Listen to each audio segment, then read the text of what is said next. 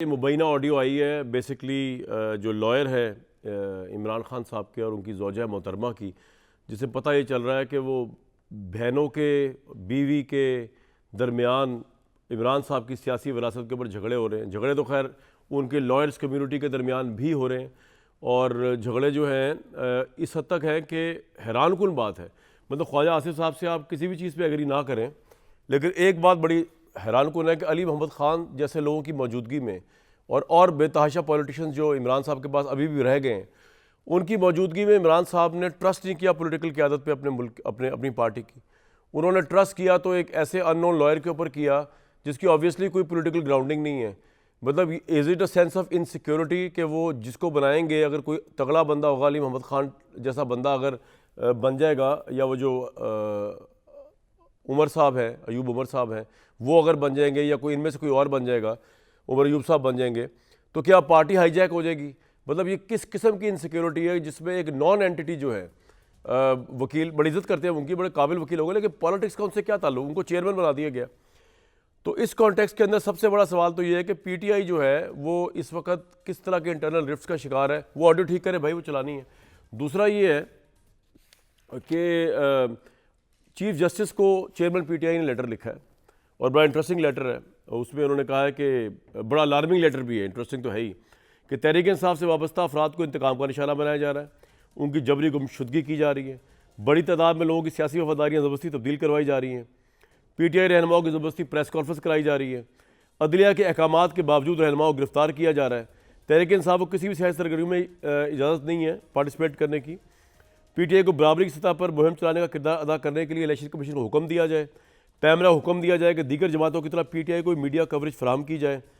और सीनियर वकील एजाज एहसन ने सियासतदानों की जबरी गुमशुदगियों से मुतल्लिक़ पटिशन दायर की है, उसको टेकअप किया जाए। इस खत को आइन के आर्टिकल 184(3) के तहत पटिशन के तौर पर लिया जाए, चीफ जस्टिस से कहा है तहरीक इंसाफ ने, इमरान खान साहब ने।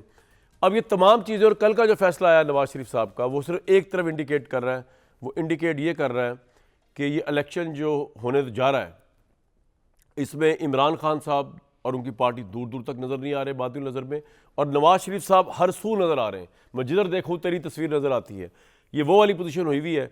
और इसको इसी तरह देखा जाए, क्योंकि जब ये परसेप्शन बन जाए कि इस बंदे ने जीतना है, तो दूसरी पार्टी के जो लोग हैं, या तो वो जो है वो हौसला हार के बाहर ही निकलते, या फिर जब परसेप्शन बन जाए तो जिसके मुतालिक बनती है उसकी पार्टी के लोग जो है वो इख्तलाफ के बावजूद, पार्टी पॉलिसियों से नाला होने के बावजूद, आम वोटर कहता है भाई अब ये बनने ही लगा है, उसको जाके वोट। तो इसको भी कहते हैं प्री इलेक्शन रिगिंग, के एक परसेप्शन बना दिया जाए। तो क्या ऐसा ही है?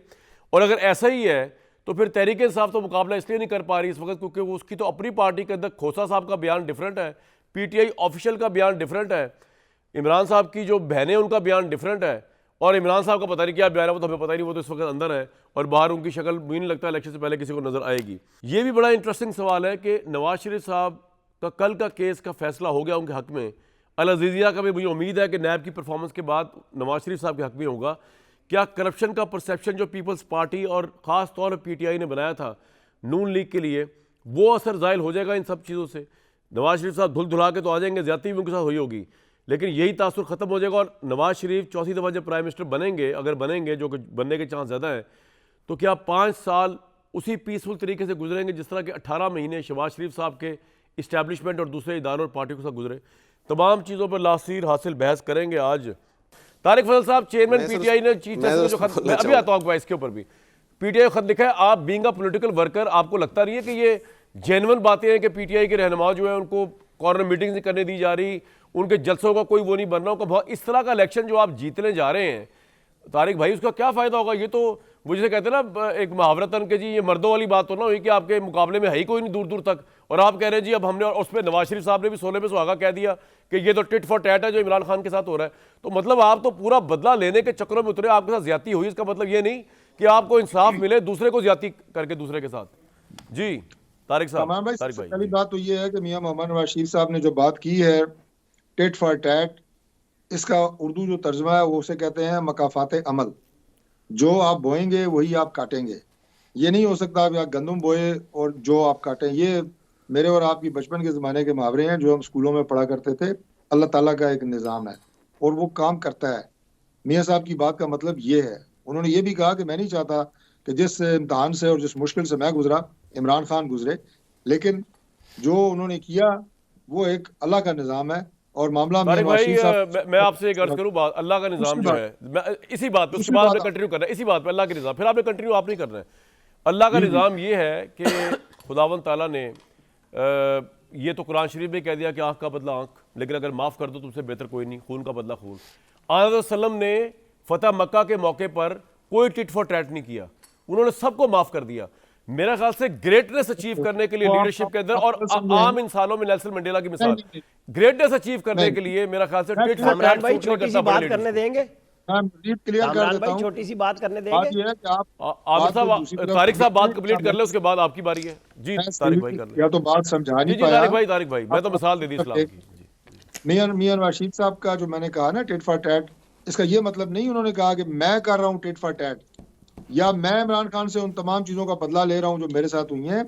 उन्होंने कहा मकाफात अमल, यानी अल्लाह का निज़ाम ये है कि अगर आप किसी के साथ जुल्म और ज्यादती करेंगे तो वो आपके साथ भी पेश आ सकती जी है। बिल्कुल ठीक। उसमें मियां नवाज शरीफ का किरदार कोई नहीं है कि इमरान खान अंदर रहे, इमरान खान के खिलाफ कार्रवाई हो, इमरान खान जो है वो बाहर ना आने दिया जाए। नहीं, ये अल्लाह ताला की तरफ से होता है कि अगर आप ज्यादती करते हैं तो आप भी उस ज्यादती का और शिकार आपको किसी लगता न नहीं कि किसी चीफ जस्टिस को जो लेटर लिखा गया इस पे तो आपको भी बीइंग अ पॉलिटिकल पार्टी आवाज उठानी मैं उस चाहिए पे जी आता हूँ। जी। जो लेटर वगैरह लिखा गया ना, देखें पीटीआई इस वक्त फॉर सेल है। पीटीआई जो जमात है वो इस वक्त फॉर सेल। पीटीआई में जो इस वक्त चीजें चल रही हैं, आपने अपने इंट्रोडक्शन में बड़ी खूबसूरत बात की है कि पार्टी के बड़े सीनियर, बड़े लॉयलिस्ट लोग अभी भी मौजूद हैं, बाहर हैं, टॉक शो पे बैठे होते हैं, रोज बात कर रहे होते हैं, लेकिन उनमें से पार्टी ने किसी को इस काबिल नहीं समझा कि उन्हें कोई एक्टिंग चेयरमैन लगा दिया जाए। और ऐसे लोग सामने आ रहे हैं जो, मैं किसी की जात के खिलाफ, यार आपको पता है बात सर नहीं पॉइंट आ हूँ, गया।